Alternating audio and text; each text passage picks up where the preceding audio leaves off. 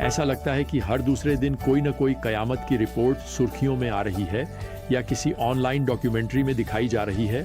सनसनीखेज खबरें जो बहुत सारे क्लिक उत्पन्न करती हैं और केवल समाचार को जीवित रखती हैं।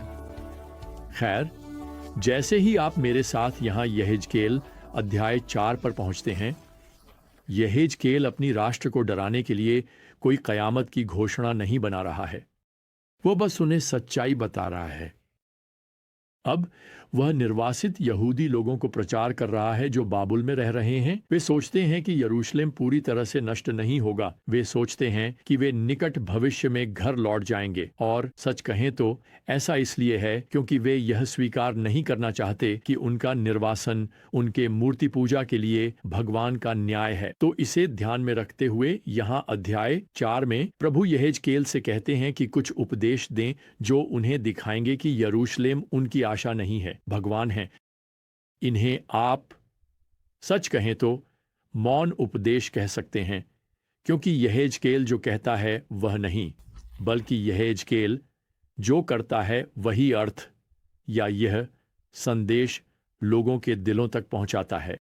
सबसे पहले प्रभु उसे यहां पद 1 में कहते हैं, एक ईंट लो और उसे अपने सामने रखो और उस पर एक शहर यहां तक कि यरूशलेम उकेरो। दूसरे शब्दों में, ईंट यरूशलेम का प्रतिनिधित्व करती है। फिर यहेजकेल को छोटे मॉडल सीढ़ियां और पा ध्वंसक राम बनाने और इस ईंट को छोटे दुश्मन शिविरों से घेरने के लिए कहा जाता है। यह सच कहें तो ऐसा लगता है जैसे नबी निर्माण खिलौनों और इमारत के ब्लॉकों के साथ बच्चों का खेल खेल रहा है। लेकिन यह संदेश एक मौन संदेश में यह बहुत स्पष्ट वस्तुपाठ है। यरूशलेम घेराबंदी में है, यरूशलेम गिरने वाला है। अब यहेजकेल को यहाँ पद 4 में बताया गया है कि वह 390 दिनों के लिए अपने बाएं तरफ लेट जाए। खैर, यह इस्राएल की जनजातियों के दंड के वर्षों, चाई जाति की संख्या का प्रतिनिधित्व करता है। फिर पद 6 में उसे यहाँ बताया गया है कि वह 40 दिनों के लिए अपने दाएं तरफ लेट जाए, और यह यहूदा की जनजातियों के भुगतने वाले वर्षों की संख्या का प्रतिनिधित्व करता है। अब उसे यह हर दिन कई घंटों के लिए करना है, 24 घंटे नहीं। और हम यह जानते हैं क्योंकि उसे हर दिन उठकर रोटी पकाने के लिए कहा गया है, जो वह करता है। कौन से विशेष समय अवधि ये संख्याएं संदर्भित करती हैं, यह स्पष्ट नहीं है, लेकिन वे सीधे इज़राइल और यहूदा दोनों में अवज्ञा की सीमा से संबंधित हैं। अब अगर यह पर्याप्त अजीब नहीं है, लेटे हुए एक मौन उपदेश देने के लिए यहेजकेल से यहाँ अध्याय 5 और पद 1 में कहा गया है कि वह तलवार से शेविंग शुरू करे। इसकी कल्पना नहीं कर सकते, लेकिन भगवान उससे कहते हैं, एक तेज तलवार लो, इसे नाई के उस्तरे की तरह इस्तेमाल करो और इसे अपने सिर और दाढ़ी पर चलाओ। फिर वजन करने के लिए तराजू लो और बालों को विभाजित करो। 1/3 भाग को तुम शहर के बीच में आग में जलाओगे, 1/3 भाग को तुम तलवार से मारोगे और 1/3 भाग को तुम हवा में बिखेर दोगे। यह बाल कटवाना और दाढ़ी बनवाना निश्चित रूप से बहुत ध्यान आकर्षित करता होगा, लेकिन प्रभु प्रभावी रूप से निर्वासितों को यह सुनने देते हैं कि वह यहूदा में बचे हुए लोगों से क्या कह रहे हैं। यहाँ यह पद 12 में है, तुम में से 1/3 लोग महामारी से मरेंगे और तुम्हारे बीच अकाल से नष्ट हो जाएंगे। 1/3 लोग तुम्हारे चारों ओर तलवार से गिरेंगे और 1/3 को मैं सभी दिशाओं में बिखेर दूंगा और उनके पीछे तलवार खींचूंगा। अब मैंने अपने समय में बहुत सी प्रलय की भविष्यवाणियां सुनी हैं, लेकिन इस जैसी कोई नहीं। यहूदा की मूर्ति पूजा और अनैतिकता जिसका प्रतिनिधित्व यरूशलेम करता है, खैर उन्हें अकाल, बीमारी, मोह और रक्तपात के माध्यम से न्याय किया जाएगा। बाबुल में रहने वाले निर्वासितों के पास लौटने के लिए कोई भी शहर नहीं बचेगा। अब यहाँ अध्याय 6 में प्रभु यहेजकेल को एक संदेश देते हैं जिसे बोलना है। उसे उसे शहर की दीवार पर अपनी चौकी से चिल्लाते हुए एक चौकीदार की तरह होना है, मूर्ति पूजा के कारण आने वाले परमेश्वर के न्याय की चेतावनी देते हुए। प्रभु यहेजकेल के माध्यम से निर्वासितों से बात करते हैं, उन लोगों के बारे में जो यरूशलेम में विद्रोही बने हुए हैं। यहाँ अब पद 3 में, मैं तुम्हारे ऊंचे स्थानों को नष्ट कर दूंगा, तुम्हारे वेदियां उजाड़ हो जाएंगी और तुम्हारे धूप वेदियां टूट जाएंगी, और मैं तुम्हारे मारे गए लोगों को तुम्हारी मूर्तियों के सामने गिरा दूंगा। अब निर्वासितों के लिए यह कठोर चेतावनी परमेश्वर द्वारा उन्हें पश्चाताप की ओर ले जाने के लिए दी गई है, और इसलिए इसमें पश्चाताप के लिए एक निमंत्रण शामिल है। वह यहाँ पद 9 में कहते हैं, वे अर्थात पश्चाताप करने वाले अपने द्वारा किए गए बुरे कर्मों के लिए, अपनी सभी घृणित बातों के लिए अपनी ही दृष्टि में घृणास्पद होंगे।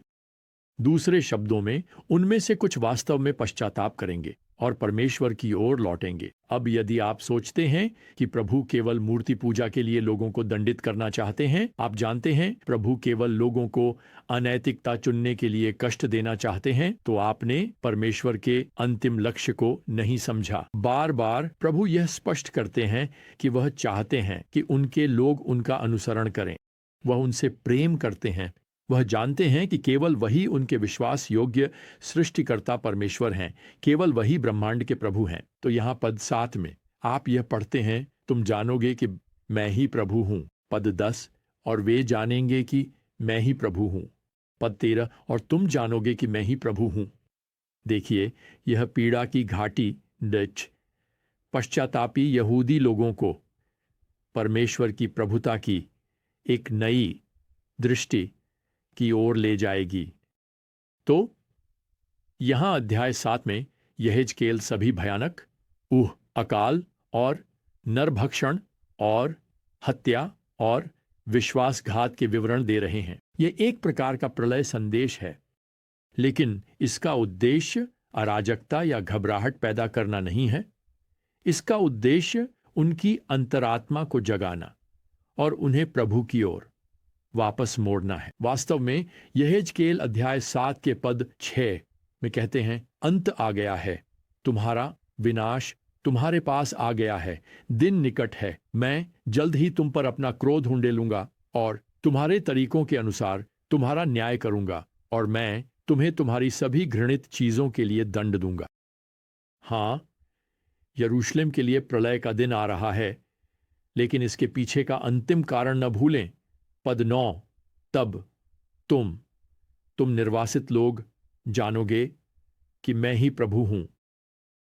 देखिए, परमेश्वर का न्याय एक अनोखे तरीके से यह प्रकट करता है कि वह कौन है। वह केवल प्रेम का देवता नहीं है, वह न्याय और पवित्रता का भी देवता है, और वह पाप का न्याय करेगा। सुनिए, जब हम समझते हैं कि वह कौन है, तो हम उसके पास दया और क्षमा के लिए दौड़ सकते हैं, और हम इन निर्वासितों के साथ कह सकते हैं, मुझे विश्वास है कि आप वास्तव में प्रभु हैं। अब दुर्भाग्यवश इन निर्वासितों में से लगभग सभी यहेजकेल का मजाक उड़ाते हैं। सच कहें तो वे सोचते हैं कि वह थोड़ा पागल है, वह बस एक अजीब प्रलय का भविष्यवक्ता है। लेकिन उसका प्रलय का संदेश सच होने वाला है। निर्वासितों के पास कोई ऐसा शहर नहीं होगा जहां वे लौट सकें।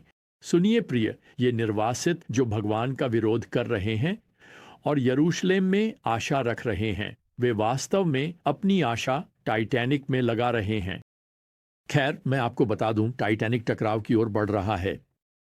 पुजारी, बुजुर्ग और नेता जो उन्हें यरूशलेम के जीवित रहने में, यरूशलेम लौटने की आशा बनाए रखने के लिए प्रेरित कर रहे हैं, वे वास्तव में निर्वासितों को उनकी पश्चाताप की आवश्यकता देखने से रोक रहे हैं। वे बस निर्वासितों को टाइटैनिक के डेक पर अपनी कुर्सियां समायोजित करने में मदद कर रहे हैं, और अंत में जब यरूशलेम गिर जाएगा, खैर, भगवान यहां पद 27 में कहते हैं, वे जानेंगे कि मैं ही प्रभु हूं। अब यह कयामत का संदेश आज हमें क्या कहता है? खैर, एक बात के लिए आइए याद रखें कि इस दुनिया के राज्य अस्थायी हैं। इससे कोई फर्क नहीं पड़ता कि राष्ट्र कितना शक्तिशाली है या जहाज कितना बड़ा है। इस दुनिया की सारी चीजें टाइटैनिक की तरह हैं और मानव जाति उस पर सवार होकर भगवान के सामने अंतिम वर्ण हिसाब किताब की ओर बढ़ रही है। देखिए, इज़राइल के इतिहास का यह विशेष अध्याय हमें यह याद दिलाना चाहिए कि चूंकि भगवान ब्रह्मांड के प्रभु हैं, खैर उनके पास आपको न्याय करने का अधिकार है।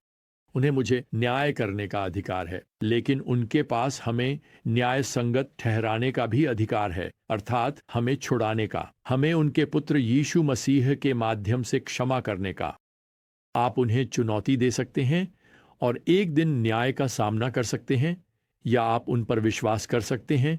आप उनके सुसमाचार पर विश्वास कर सकते हैं। आप उनके पुत्र को अपने प्रभु और उद्धारकर्ता के रूप में मान सकते हैं और एक दिन उनके न्याय से बच सकते हैं। मैं इसे इस तरह से सोचना पसंद करता हूं। भगवान मानव इतिहास को अपनी संप्रभु इच्छा के बंदरगाह की ओर ले जा रहे हैं। तो जब आप उनसे मिलेंगे तो सवाल यह है कि क्या आप न्याय का सामना करेंगे या आनंद का अनुभव करेंगे। खैर, आप आनंद का अनुभव कर सकते हैं यदि आपने अपना जीवन भगवान के पुत्र प्रभु यीशु मसीह को समर्पित कर दिया है। बहुत देर होने तक इंतजार न करें। मैं आपको आज भी आमंत्रित करता हूं कि आप घोषित करें कि वह प्रभु टेट हैं। वास्तव में इसे इस तरह से कहें, वह पिनी है मेरे पड़ीन प्रभु हैं। खैर, अगली बार तक प्रियजनों, प्रभु यीशु मसीह की कृपा और भगवान का प्रेम और पवित्र आत्मा की संगति आप सभी के साथ हो। आमीन।